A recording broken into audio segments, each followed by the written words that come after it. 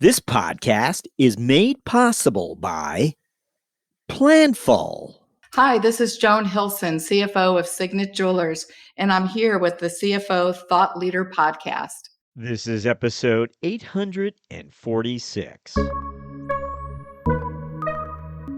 We're starting to do fiscal 24 planning. We're on a January fiscal year or so. And as we start doing that planning, instead of planning for fiscal 24 in order to plan fiscal 24, we're actually going out like 3 to 4 years and saying, what do we want this business to look like then?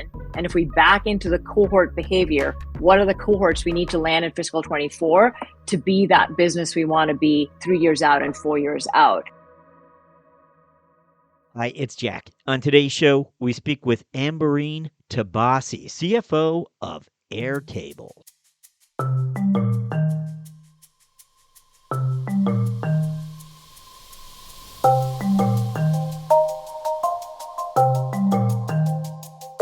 When Ambereen Toubassy decided it was time to start up her own hedge fund, no one likely cast doubt on the experienced investor's grand plan. That is, no one, with the exception of Toubassy herself. After 7 years as an investment banker with Goldman Sachs and a dozen years running hedge funds, Toubassy says the timing of her plans seemed to be just right. However, when it became time to start raising capital, Toubassy says her heart was no longer in it. What's more, a number of recent conversations she had had with former investment bankers turned CFOs led her to conclude there may be more to learn on the operating side of things, where people seem top of mind. How to find people, how to mentor people, how to build relationships with people. It was time for Ambereen Toubassy to take a walk on the ops side. We'll hear that story and more on today's episode. We begin after this. With so much change around us and your need for increasing agility, you have to equip your team to win, and you have to do it now. Join over 1,300 companies of all sizes using Planful to help plan and execute with greater confidence. Planful integrates your critical financial processes to serve the data you need, insights you demand, and the answers necessary to manage your business optimally. Planful lets you plan better, close faster, and report more accurately. And Planful's not just for finance and accounting. It's for the entire business to plan, collaborate, and drive increased financial performance. Take full control of how you administer and manage all of your financial processes and data. And put finance first collaboration at the heart of every decision. When finance is a team sport, you can be a champion.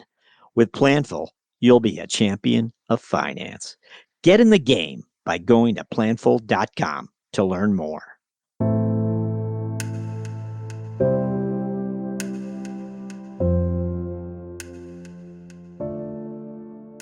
Hello, we're speaking with Ambereen Toubassy, CFO of Airtable. Ambereen, welcome. Thank you, Jack, so much for having me here. Yeah, great to catch up with you today, Ambereen.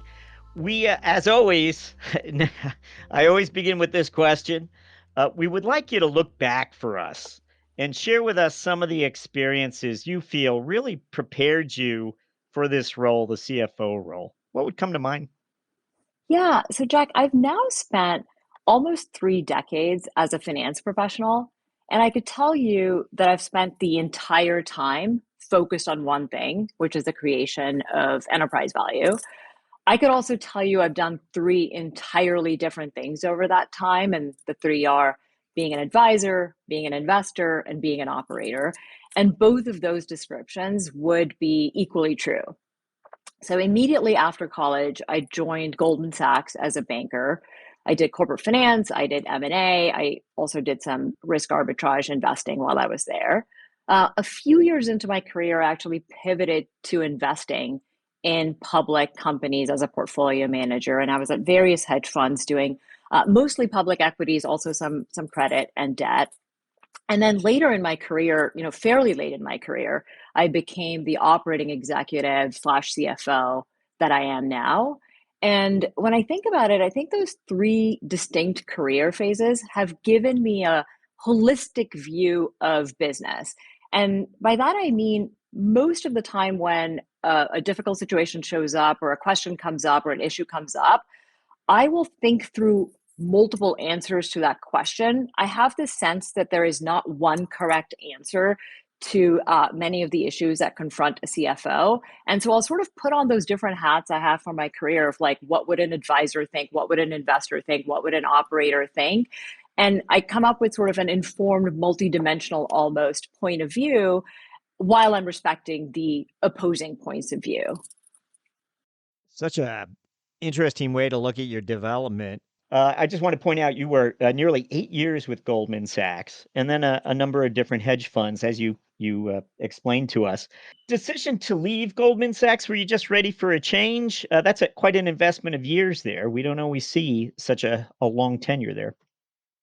Yeah, so I would say I am so fortunate that I started my career post college at Goldman. And as you alluded to, I was at Goldman after college, and I went to business school and I came back to Goldman. I was in the New York office, I was in the Menlo Park office, I was in the London office. And I'll tell you, the thing that was most amazing about that experience is uh, Goldman still is, and certainly was in that time period of the 90s. When I first joined, it was a private company, and it was all about apprenticeship, and it was all about mentoring. And I think that sort of mentorship mindset is what I took away from my years at Goldman more than anything else. The reason I initially left Goldman was I was going to go join the Stanford University endowment. And I left Goldman. I was going to start at the Stanford University endowment as an investor. And I became pregnant with my now, sophomore in college. And I decided it didn't make sense to take on a new role at a new job with that going on in my personal life. And so I ended up sort of taking a year off.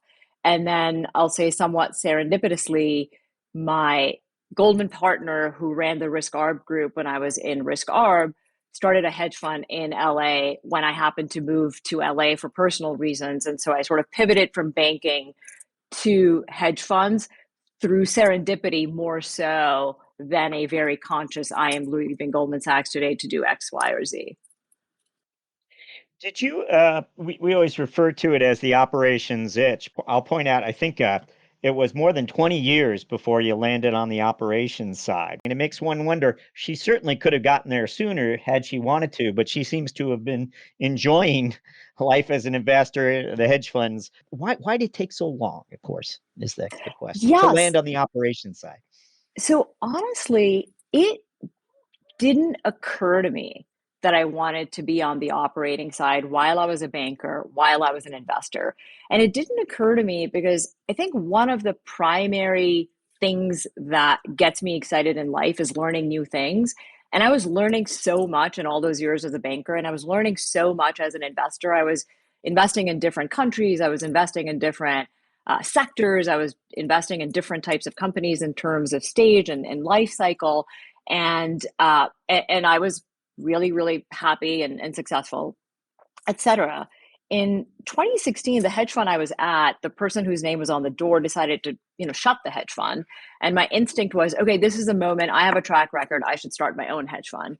And I did what most people when they start their own hedge funds do, which is kind of collect your track record, collect a set of marketing materials, and I was going to go out and raise money.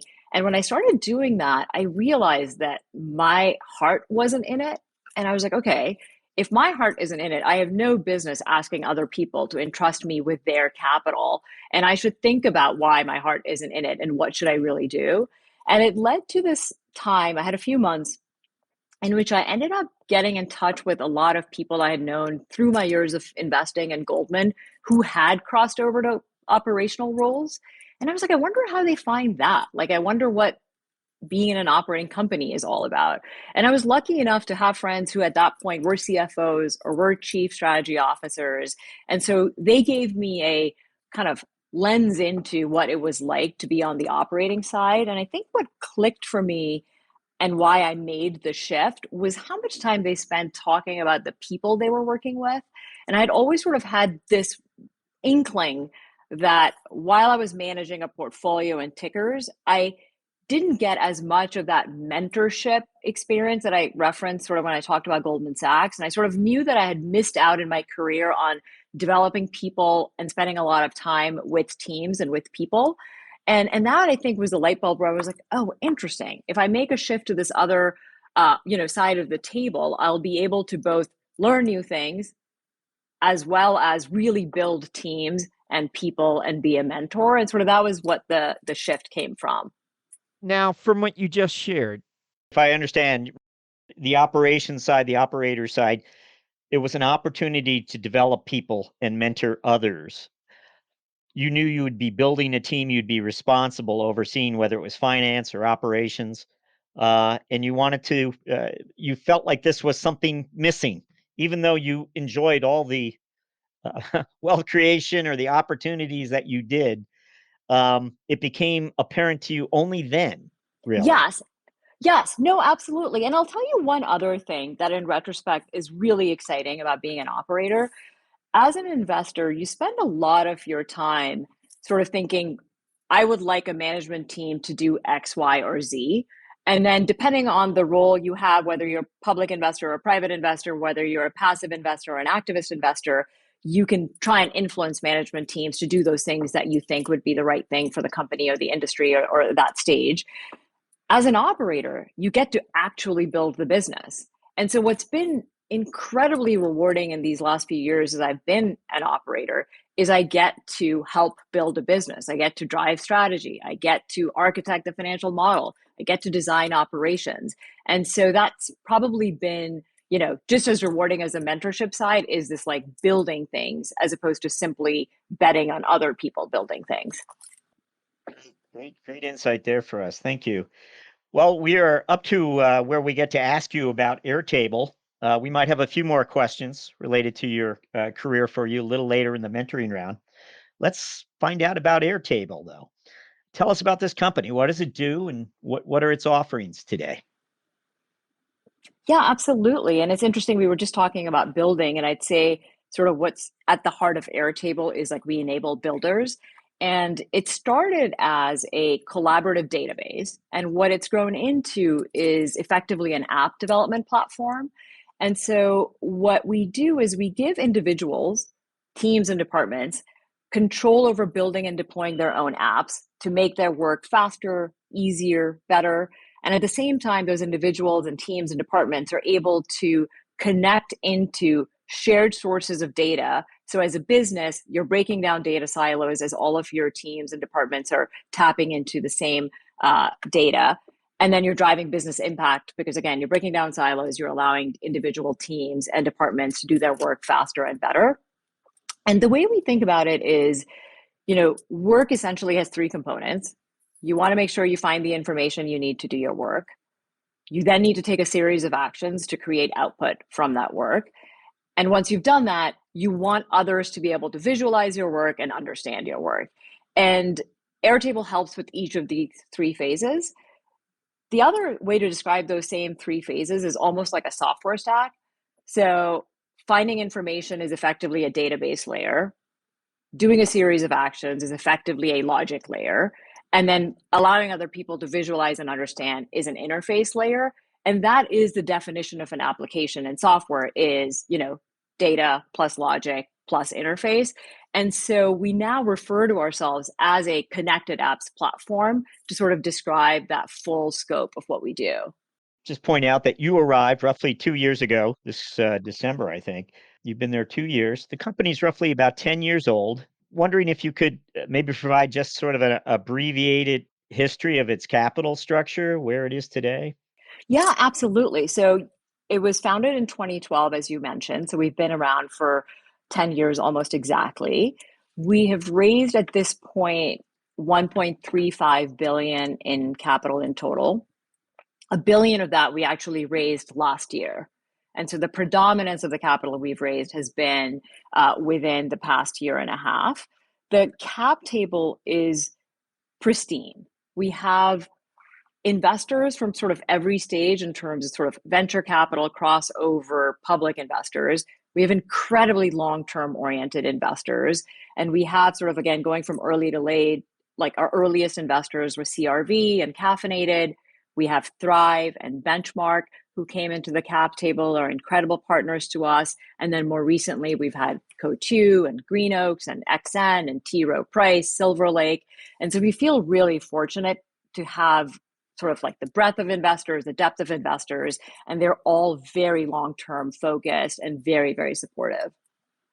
I imagine when you step in, the finance function was fairly established. I could be wrong, but we're wondering what your first 100 days might have looked like. Yeah, so when I joined, the finance and legal team were actually really small. So we probably had kind of 5 people in finance and we had 1 person in legal. And so I did have to build a kind of comprehensive team. I don't think there's one right answer to how you structure a finance team or a legal team. And so what I've done is looked for the best athletes in terms of just really, really smart people who think very strategically and are very financially sophisticated. And then also deep domain experts, like something like accounting. We wanted a deep domain expert who would know how to run the accounting function with SaaS expertise and very strong accounting expertise. So I've assembled a team based on looking for that mix of best athletes and domain experts. And then based on their background and their strengths, I've created the org around them. And I'm always making sure that I'm scaffolding my own weaknesses, i.e., I am certainly not an accountant, didn't come up that track. And so I know my accounting org needs to be incredibly sophisticated. And I will be delegating a lot of autonomy to the head of that org. And I also know as a company what the skills are of the other groups and which ones we as a finance and legal team want to scaffold. And so I can walk you through what the team looks like now. So I'd say when I came, had sort of 5 or 6 people. All of them are really high caliber. And so we built this new team around those existing people by and large. We now have about 50 people. And the teams are, we sort of within finance, we have 3 core teams. We have the accounting team I talked about, and they make sure that we bill our customers and pay our vendors and pay our people and report on existing financials. We have an FP&A team, and the FP&A team focuses entirely on, like, call it 1 year, like the current year budget, actuals, and a forecast for the year forward. And then we also have a strategic finance team, and that strategic finance team is all about long-term planning. So accounting is looking sort of today and backwards. FP&A is looking plus minus 1 year. And then strategic finance is looking at the 3 to 5 year view of the business. That's finance. We have a business analytics function, which works really closely with the data engineering team and the data science team that lives within product and development. And the business analytics team under finance just has a very financial oriented lens. And so they're really good partners with the broader data science and data engineering team. I also have a strategic operations team, and that is effectively, project managers and program managers who can make sure when we have cross-functional initiatives, they are very well managed and, step A leads to step B leads to step C, and we sort of get the business impact we're looking for. And then lastly, on the legal function, which I also oversee, we have, the 4 broad pillars you would expect. We have an employee legal function, we have a commercial contracts legal function, we have a technology and privacy legal function, and then we also have the corporate security, sort of fundraising, et cetera, legal function. Now, you just revealed something to us we haven't always exposed here, and you did it with your own story, sort of this comparison between your first 20 years and then stepping into the CFO role, and how it was your responsibility now to bring in and connect with some of these leaders with top domain expertise. And it makes the role sound so exciting on some level. And we're experiencing it through your story. I'm just hoping you can expand on it a little more for us, maybe. Yeah, I mean, look, the great thing is I love meeting people who do things that are different than what I do because I learn from them, and I do get excited, like, about the pure act of learning, I would say. The other thing that I have found to be really interesting is different frameworks of behavioral assessments. Not that we do behavioral assessments when we interview people and choose to bring them in, but we do behavioral assessments once people have joined our team.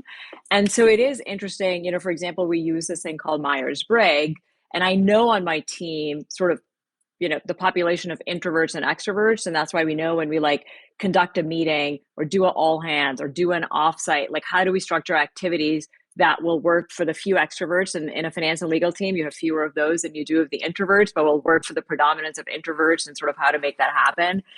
One of the other dimensions on that one is sort of strategic thinking versus in the details thinking. And again, I have like the strategic finance team, which thinks very much in broad strokes. And then someone like on an accounting team will be much more detailed, and just understanding those differences, not just by function, but by individuals, has been really helpful in terms of creating the team that when you bring it all together is sort of as efficient and as productive on behalf of Airtable as it can be.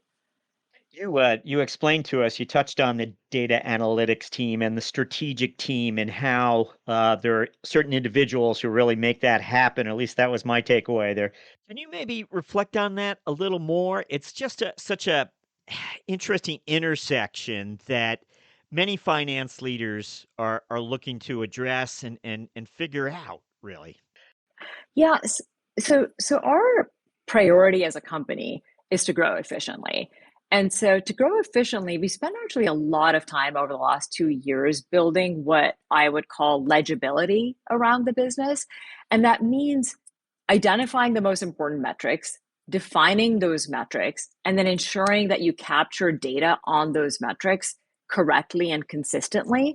And candidly, that sounds much easier than it is in a hyper growth stage company, because we had been through, prior to my arriving, the company had been through just a tremendous growth spurt when it came to the business itself.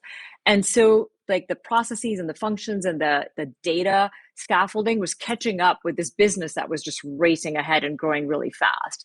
And so candidly, it's taken us about, a year plus just to build that legibility and make sure that every part of the company is using the same definition when it comes to a metric. And that if we walk around the company, mostly virtually today, and ask someone a question, anyone you ask in any function will give you the same answer. If you ask them, for example, what is our net dollar retention or what is our ARR? And so building that legibility has been a really big focus. The great thing is now that we have that legibility, we can start identifying the levers that really will create the most amount of growth. We can identify the levers that will do it most efficiently. And it's interesting, we officially started a program a year and a half ago called Levers and Legibility, because we knew we wanted to do this work. And in retrospect, I wish we had called it Legibility and Levers, because it turns out before you can get to identifying levers and moving things and changing things, you need to make sure that the data itself is incredibly accurate, consistent, correct, and well thought through. And so if I did it again, I would call it Legibility and Levers. But it has been a big investment of time and a really powerful, effective, productive. Like, I couldn't be more happy with the amount of time we spent on that. Since the pandemic and during the pandemic, many finance leaders did get increasingly focused on talent, first as a safety issue, but it became much broader. And so we've been asking lately, what is your talent mindset? And basically, we're wondering about when it comes to human capital. Can you reflect a little bit for us on the role of finance in this organization as it relates to human capital? Well, as you can imagine, we're a software company, so talent is definitively our most valuable asset. Like 75% of our total costs are people costs and talent costs, and it is our biggest investment. They're the determinant of our success. So we spend a tremendous amount of time focused on talent. I'd say as a finance team, we work really closely with our people team. I work really closely with our chief people officer. And so over the last year and a half, we've spent a lot of time crystallizing sort of our values and culture, crystallizing on a compensation philosophy, crystallizing on our feedback philosophy. And some of the things sort of metrics wise that we spend a lot of time on is kind of on the recruiting side, it's offer acceptance rates. We want to be sort of best in class when it comes to SaaS companies on offer acceptance rates. We look very closely at attrition rates, especially regrettable attrition rates, and making sure that that is sort of as low as is possible. We've grown overall headcount a lot since I've been here. So when I joined, we were about 275 people. We're now about 1,200 people.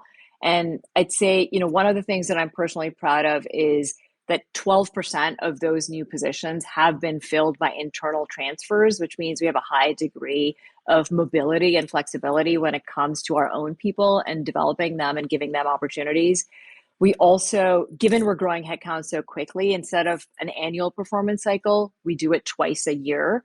And across those two cycles, we've been promoting, something around 15% of our people. So again, there's a healthy rate of career progression. So the internal transfers shows mobility and flexibility, like the promotion rate shows progression upwards. And I think one of the reasons why it's really natural for Airtable to lean in and care about attracting people, retaining people, giving them all the opportunities we can is it is what we do for our customers. So one of the things that we hear most often from our customers is execs will talk about how Airtable makes their business process more efficient. Or, if you talk to some of our, media streaming customers, they'll talk about how like, wow, Airtable is allowing us to bring content to our platform faster. And that helps with, business value. But at the same time, we hear all the time from individuals and people, like we'll have a customer come in and present it on all hands. And some of my favorite quotes are, we had someone present from a company who literally said, Airtable makes me look like a rock star to my boss. Another person was like, oh my God, Airtable makes me look like a magician all the time. In my previous company, we used Airtable, and I saw like some of the early in career people who happened to use Airtable a lot were the people I went to with questions, our CEO went to with questions, our co-founder went to with questions, because they had like data at their fingertips. They could pull it up in a really user-friendly, exec-friendly dashboard.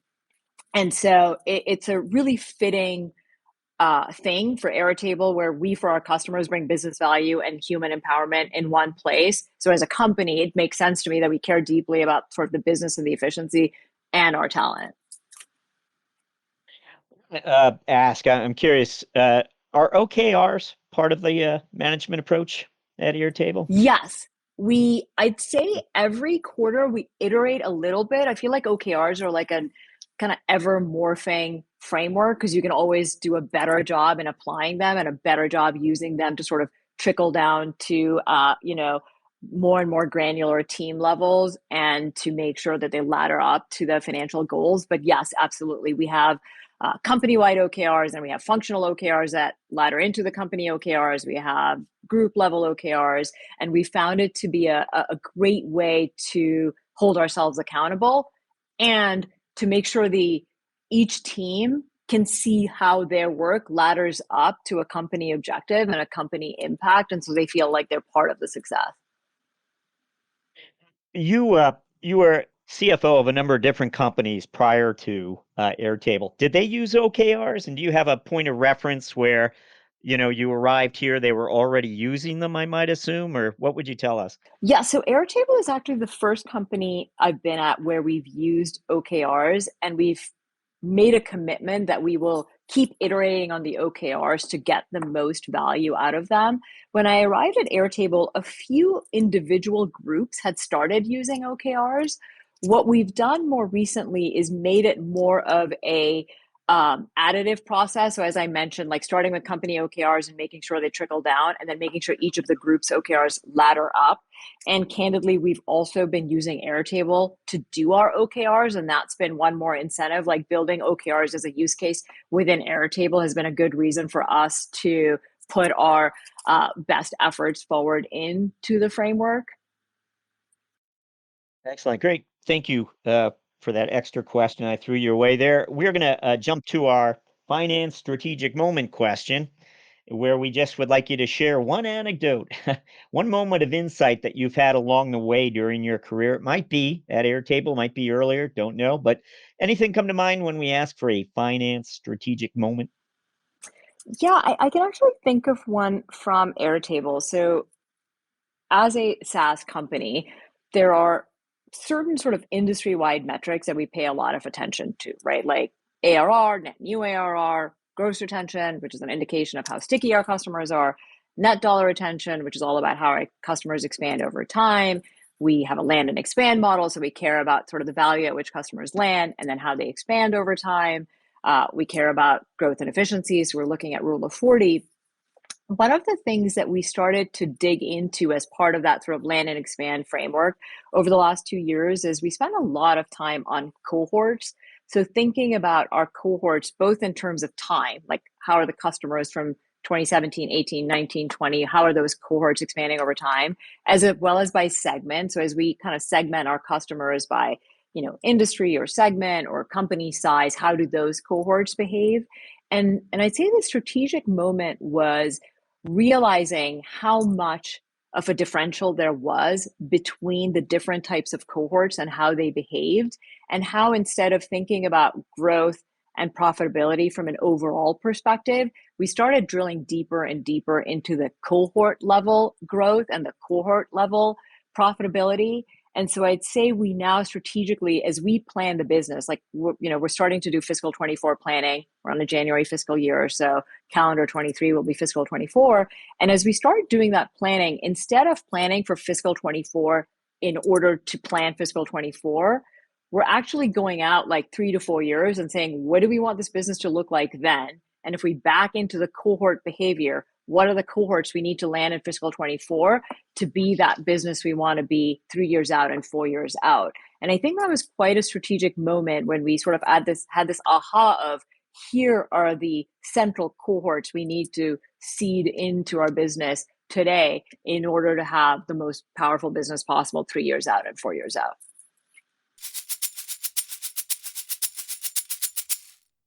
Hi, it's Jack. I hope you're enjoying our talk with CFO Ambereen Toubassy.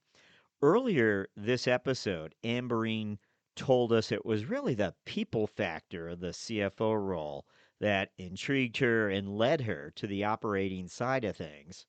Well, next, she boils the CFO people equation down for us into output and input metrics. It's one of the best explanations I think we've shared with you on this podcast as far as why the people factor is so important today for CFO success. Now back to our interview. Going to ask you to look back once again. This time we'd like to know about your first 60 days, first 90 days that you took on CFO responsibilities. And, if you could go back in time and give yourself a piece of advice, again, you had such a long banking career there and you step into this role. I have to believe there's something you might tell yourself. Again, if you went back to that first quarter, what is it that you tell yourself? Yeah, I think I would tell myself to spend some time gathering context and developing relationships with my peers and the business leaders for the other functions. And when you're first time CFO, you've earned this title, which is literally called Chief Financial Officer, right? So you have this tendency to jump straight into the financials because you are the chief financial officer. And what I've realized is, and that, by the way, that's exactly what I did in my first CFO role. I went right to the numbers. And what I've realized now is like, right, like the numbers and the financials are output metrics. And you cannot influence them and change them because they're output metrics. You need to go understand and influence and change the inputs that go into the business. And to do that, you need to spend time with the head of each of the functions. You need to have a relationship with each of those people. You need to be able to sort of put yourself in their shoes to say, how would that person inflect, change, run their part of the business so that over time, the output metrics that you care about get changed from that. And so I think my biggest piece of advice would be to spend enough time gathering context and spend enough time creating those relationships before jumping to the financials part of being a chief financial officer. Great advice for us. Thank you. We like to ask our guests to reflect a little bit on the personal side. This is the hardest question. We always serve up on this podcast. We would like our CFO guest to reflect a little on the personal side and share something of a personal habit or part of a daily routine that sets them apart. And I emphasize to you, emptying your email box at night or cleaning off your desk will Dale Carnegie thanks you, but we want to know something about you that people point out, and it's something more of a personal trait. Anything you can share with us about yourself?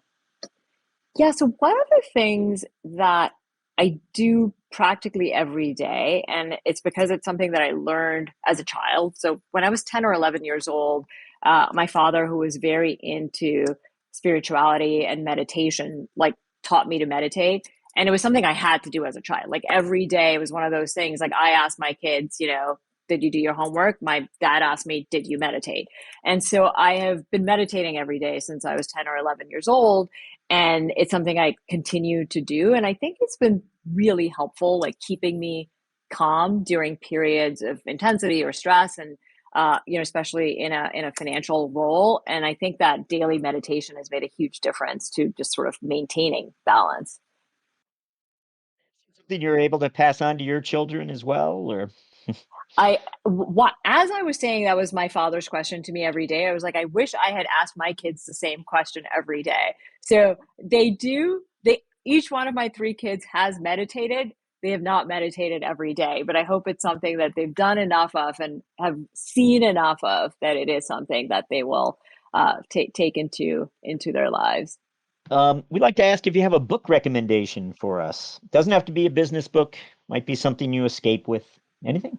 Yeah, so it's one of my favorite questions that you ask on this podcast. I've listened to so many of your podcasts and gotten some great book recommendations that I've both sort of read and reread. I'm hoping this is one that hasn't come up, but you will tell me if it has. I have a book that I've liked now for a couple of decades, and it's called The Visual Display of Quantitative Information by Edward Tufte. And the book, Edward Tufte himself was a professor at Yale. He taught sort of statistics and computer science and data analysis. And the book is all about how do you take large data sets of numbers and display them powerfully in visuals in a way that tells a story. And the reason I love the book is I do think as a CFO, and I think in general, when you're in finance, it's so important to be able to use the numbers to tell a story and to be able to put those numbers into context. And so I have sort of developed sort of rubrics of my own, like no slide should have more than three numbers, or no slide should have more than three icons. And what is the story we're trying to tell? And how do we simplify this? And this Edward Tufte book has sort of been my go-to. It's almost like a coffee table book for me. Like every kind of couple of weeks, I'll go to it and flip to a page and like see some visual and just be like incredibly inspired by this is how you corral and marshal just like, giant set of data into a story, into a visual, into something that sort of through design can really influence others. Right. Great selection for us and great approach. Leave it like a coffee table book that you can sort of refresh with ever so often. It's great. We are up to our final question where we are going to ask you to look forward finally. And we'd like to know what your priorities are as CFO of Airtable for the coming 12 months. What would your CFO priorities be? So it's all about driving efficient growth. And I think people sometimes think that growth and efficiency are competing priorities. We think of growth and efficiency as an integrated single goal. Our job is to maximize growth for Airtable efficiently. And so everything we do is done through that lens. And one of the things that efficiency translates into is intense focus. We want to make sure we make the right bets, focus entirely on them, because focusing entirely on the right bets will both inflect and continue our growth and allow us to do it efficiency. Ambereen Toubassy, thank you for joining us on CFO Thought Leader. Thank you for having me.